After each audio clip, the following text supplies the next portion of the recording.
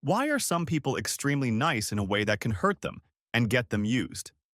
Why do they keep being nice even after being used and feeling frustrated? What is the psychology behind it? Let's begin from a social psychology concept that explains how we interact with others. The social exchange principle. This principle suggests that every social interaction is somewhat like a transaction. Think of your friendship with any of your friends, how it grows. It could be from similarity. You both play soccer or basketball. It could be from proximity. He is next to your home, so he is easily available for you and you are easily available for him. Either way, the friendship starts and grows from one thing: common gain. And how does it end? When one side starts losing more than they gain. For example, if you are always available for your neighbor, and your neighbor isn't available when you need him, you will get frustrated and start avoiding him. You don't sit down and calculate it consciously, but you start avoiding him because the loss is higher than the gain. Even with your old friends. You promise to keep in touch with after campus, but never met again. It's not because you are bad in avoiding them, or because they are bad. Your brain subconsciously calculates the cost of getting them back, which is now higher because you may live in a different city or have different daily schedules.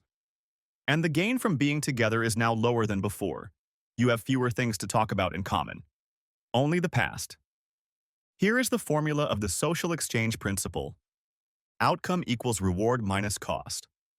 By reward, it doesn't necessarily mean something materialistic. It could be a sense of belonging in a family, having someone to have fun with as a friend, or having someone to rely on as a partner. And the cost means how much we invest in the relationship. The interesting part is the outcome. If the outcome is positive, which means the reward beats the cost, we should be satisfied and stay in the relationship. And if the outcome is negative, which means the cost is higher, we should leave it, right? That is not what happens. If that were the case, there would be no people who stay in toxic relationships, and there would be no extremely nice people who keep taking on the cost, while the reward is zero.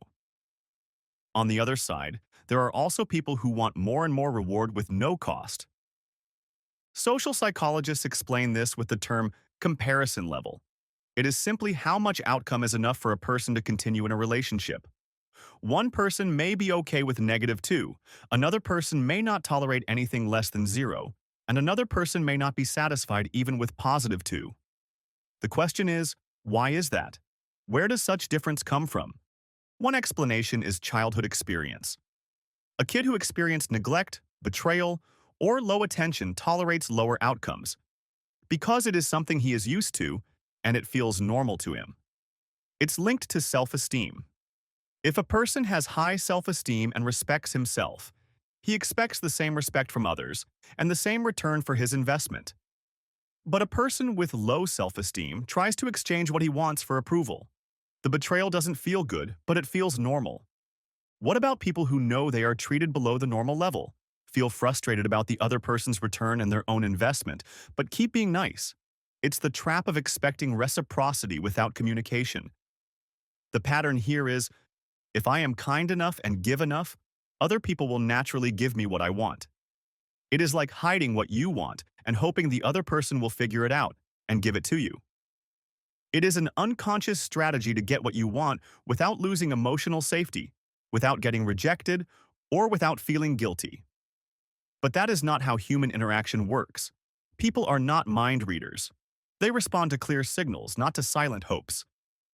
Kindness is essential, not just for the kind person or the receiver of kindness, but for humanity as a whole.